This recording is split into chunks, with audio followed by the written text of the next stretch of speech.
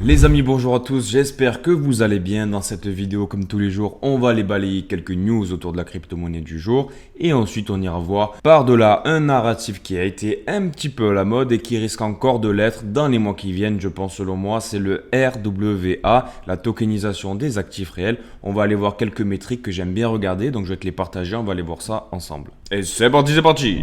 Donc avant toute chose les gars, en termes d'annonces économiques, à 14h30 aujourd'hui on a l'IPC américain annuel.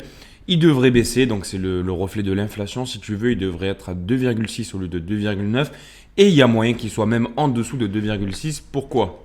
Parce que si on regarde la vraie inflation, ce qu'on appelle la Trueflation, que tu peux aller voir sur trueflation.com, depuis le 29 août, on a vraiment une baisse qui a été drastique et j'ai envie de te dire, ça se corrèle bien avec le marché qui est pré-élection américaine. Donc tu vois, le gouvernement nous rapporte un 2,9 actuellement et on a 1,15 en réalité. La seconde réalité, c'est que l'inflation, elle est calculée avec des métriques qui sont un petit peu biaisées, tu vois, c'est un peu de la décoration. On a un peu de peinture, tu vois, on met un peu de la chantilly un peu partout. Mais étant donné que c'est une métrique qui est extrêmement épiée par les investisseurs et les marchés, nous, c'est ce qu'on doit suivre. Donc voilà, il faut se fier à ça. Donc aujourd'hui, il risque d'y avoir pas mal de volatilité, notamment sur le Bitcoin et la crypto-monnaie. Donc faites attention les mecs, surtout si vous tradez. Ensuite les gars, parlons un petit peu du débat entre Donald Trump et Kamala Harris. Quels sont les effets possibles sur les marchés? Alors ce débat, il se déroule à 3h ou 4h du matin heure française, donc je pourrais pas te faire un débrief là parce que sinon il faudrait que je dorme pas en fait. Entre le montage, la miniature, etc. J'aurais pas le temps de te le faire pour 5h du mat. Mais je te partagerai sur Telegram à 3h du matin, j'essaierai si je suis réveillé, en fait le résumé de ce qui se sera passé. Et dans tous les cas, pour la vidéo de demain, je te ferai un petit débrief de ce qui s'est passé et voir en fait les répercussions qu'on pourrait avoir sur les marchés. Si on fait un petit dézoom sur cette élection, d'un côté on a Donald Trump qui veut baisser les taxes, du coup sur les entreprises, même sur les salariés, il veut enlever les taxes sur les tips. Donc les tips, c'est les pourboires qu'ont les gens, tu vois, quand ils sont barman, waiter, sprinter, t'appelles ça comme tu veux. Il veut aussi attirer tout le hub de la technologie, l'IA, la crypto-monnaie. Il veut faire vraiment de l'Amérique le pays le plus puissant niveau technologique. Et de l'autre côté, tu as Kamala Stalin qui veut mettre des impôts sur les gains non réalisés, qui veut taxer encore plus les entreprises, qui veut mettre des taxes de partout. En parallèle de ça, Donald Trump est plutôt pro-Bitcoin maintenant, même si ça a des fins électorales, on le sait très bien. Mais voilà, il a quand même ouvert les yeux sur le marché. La crypto-monnaie, maintenant, ça le fascine, on va dire. Il a dit que c'était pour le peuple, etc. Il a même fait d'ailleurs la conférence à Nashville. Je te l'ai déjà partagé sur une vidéo.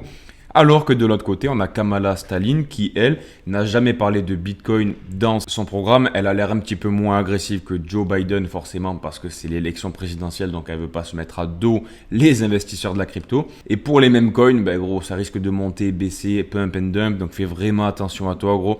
D'ailleurs, reste bien jusqu'à la fin de la vidéo, parce que je vais te partager un sentiment que j'ai en ce moment sur le marché et sur les scammers qu'il y a de plus en plus. Ils font des ravages, ces cochons. Donc vraiment, je vais t'en parler et n'hésite pas à aller voir ce message-là parce que c'est important. Ensuite, les gars, on continue avec un nouvel acteur de la crypto-monnaie qui lance sa nouvelle carte bancaire. Alors, tu vas me dire encore un de plus. Eh bien oui, effectivement, c'est à la mode.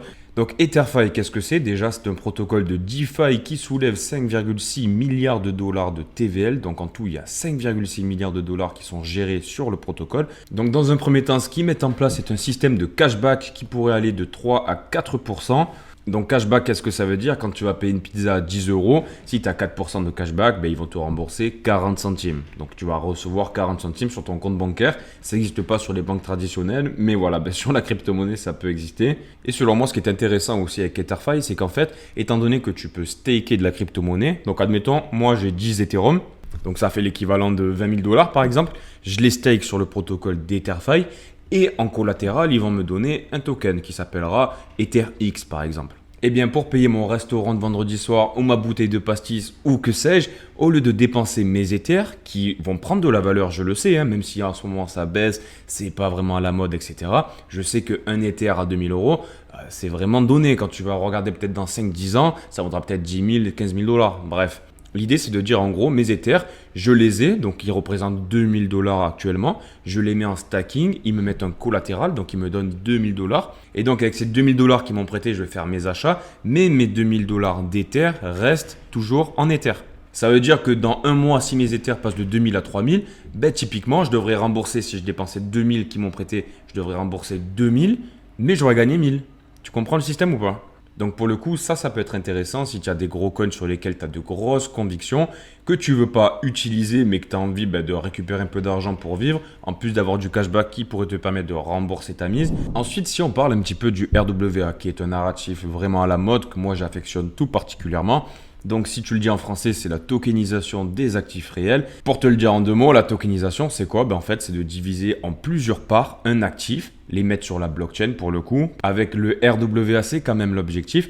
Et en fait, des gens qui n'avaient pas accès à des projets, à des manières d'investir, à des grands hôtels de luxe ou des terrains agricoles, etc., là, ils pourront justement accéder à ce genre d'investissement. Donc c'est un narratif qui a fait pas mal parler de lui début 2024 et malheureusement, avec la correction qu'on a eue sur le Bitcoin, le marché, les crypto-monnaies, je pense que cette catégorie n'a pas vraiment bénéficié de toute la hausse et de la hype qu'elle méritait. Et ça ne m'étonnerait pas que lorsque le bull run repartira, parce que mes convictions sont quand même sur le fait qu'il repartira, je te dis pas que ça va arriver dans 2 semaines, 3 semaines, j'en sais rien, mais quand il arrivera, je pense que cette catégorie peut vraiment refaire surface. Et là pour le coup, on a Plume qui lance un Mineral Vault tokenisé pour répondre à la demande de rendement des RWA. Alors qu'est-ce que ça veut dire ? Je t'ai dit que le fait de tokeniser des actifs réels, c'était le fait de diviser des parts pour permettre à quiconque d'investir dans des projets avec de faibles capitaux. Eh bien, c'est exactement ce qu'ils veulent faire. Le Mineral Vault, en fait, il représentera des intérêts miniers tokenisés où les investisseurs pourront recevoir un bénéfice qui sera proportionnel à l'extraction et à la vente de ces ressources naturelles. Donc, malgré ce que peuvent penser les gens de l'extérieur, le RWA, en fait, la tokenisation des actifs réels, ça bénéficie aux gros investisseurs, forcément, parce qu'ils peuvent se faire financer, mais ça bénéficie aussi aux petits investisseurs qui, eux, peuvent participer à des projets d'envergure qui, en temps normal, ne sont pas faits pour eux. Malheureusement, un hôtel à 10 millions de dollars, gros, il faut pouvoir se le payer, tu vois. Je vous avais déjà fait une vidéo il y a de ça quelques mois où je vous parlais du site de rwa.xyz dans lequel on peut voir les assets qui sont le plus utilisés, ce qui est le plus valorisé, que ce soit les tokens, les protocoles, etc. Donc là, pour le coup, on est sur les assets et comme tu peux le voir, on a le produit de BlackRock, Buddle, qui est toujours en tête de liste et qui ne s'arrête pas. Il y a vraiment de l'intérêt qui est croissant sur cet asset-là, mais malgré tout, en fait, c'est tout le bloc du RWA qui monte et la croissance, elle est vraiment significative. On a un intérêt qui est croissant sur le RWA et ça, c'est plutôt bon signe en tout cas pour les personnes qui sont investies. Et du coup, si on regarde les émetteurs dans le RWA qui sont le plus hypés, on peut voir que dans un premier temps, on a BlackRock Finance, on a Franklin Templeton et ensuite on a Ondo. Ondo d'ailleurs qui est un projet dans la crypto avec un token qui s'appelle Ondo. Je t'en ai déjà parlé, c'est le leader du narratif du RWA et selon moi, si on a une hype autour du RWA, forcément il y aurait de l'attraction autour de Ondo. Dans tous les cas, je te le répète, je pense qu'il est plus intéressant d'aller dans les gros, que ce soit le leader ou alors les challengers. En termes de risk-reward, au point où on en est, je pense que c'est plus intéressant. Donc on a Ondo qui est en très bonne place et on a aussi Maple. Maple, je t'en ai parlé hier, je t'ai dit justement qu'il y avait quand même des gains qui étaient générés, même si c'était pas non plus un truc de malade mental, c'est pas Apple, mais on a quand même un rendement et c'est un protocole qui fonctionne déjà. Alors certainement en tête, là, tu dois avoir des tokens liés au RWA, tu ne les vois pas forcément là parce qu'ils n'ont pas encore vraiment de produits, on est encore que sur de la spéculation, sur des idées. C'est ce dont je t'ai parlé hier, je t'invite à aller voir la vidéo où je t'explique plus en détail le mode de fonctionnement d'un investisseur dans la crypto. Et si tu regardes les projets crypto liés au RWA, ceux qui ont le plus performé et qui attirent le plus d'intérêt dans le marché, forcément, on a Ondo, on a Securities qui est lié à BlackRock aussi. Donc, on a Maple, je t'en ai parlé, et on a Centrifuge. Centrifuge avec le token CFG. Il a subi de la baisse, donc forcément, les gens se sont un petit peu désintéressés. Mais selon moi, Centrifuge fait quand même partie des top 10, top 5 des meilleurs cryptos en termes de risque et reward sur le RWA. Bon, et concernant le Bitcoin, j'ai pas plus de choses à dire qu'hier. On est quasiment au même niveau. On est aux alentours des 57 000. Je pense qu'il va y avoir pas mal de volatilité aujourd'hui. Donc, on va suivre ça de près. Et puis je te ferai un petit débrief demain. Avant de terminer cette vidéo, j'aimerais te partager un sentiment que j'ai en ce moment sur le marché. Il y a énormément d'inquiétudes et il y a aussi pas mal de scammers qui agissent dans l'ombre. Quand tu as un petit peu d'expérience, tu peux quand même sentir un petit peu les mauvaises odeurs, quand ça sent pas bon, quand le mec tu sens qu'il est intéressé ou alors qu'il veut te prendre quelque chose, tu vois, tu commences à le sentir. Mais pour les nouveaux, c'est vrai que ça peut être compliqué et ça peut être hyper dramatique parce que tu peux perdre toutes tes économies, tous tes capitaux, quoi. Donc, première des choses, les gars, sur Telegram, n'allez pas dans les groupes que vous ne connaissez pas. Déjà, ça, c'est la première règle à suivre selon moi. C'est qu'il ne faut pas aller sur un groupe qui est passé en publicité ou alors un truc que tu as vu sur Twitter. Le mec, il est même pas doxé, on voit même pas sa tête. Tu vois, par exemple, moi, je suis quelqu'un de sincère et j'ai rien à me reprocher. C'est pour ça que je te mets ma tête derrière la caméra, tu vois. Même s'il y a des influenceurs qui mettent leur tête et qui ne sont pas très honnêtes, mais bon. Donc ça, c'était la première règle. La seconde règle, c'est qu'il faut faire vraiment attention à ce que tu télécharges sur ton ordinateur. Moi, typiquement, je te le dis, quand j'ai commencé dans la crypto-monnaie, il y a de ça quelques années, j'avais téléchargé un jeu. Le Twitter était plutôt pas mal. Il y avait 10 000 followers, un truc comme ça, plein de likes, des interactions et tout. Genre, je me suis dit, waouh, c'est trop bien. J'ai téléchargé le jeu et heureusement que j'ai un super antivirus qui m'a détecté et qui m'a mis un message d'alerte.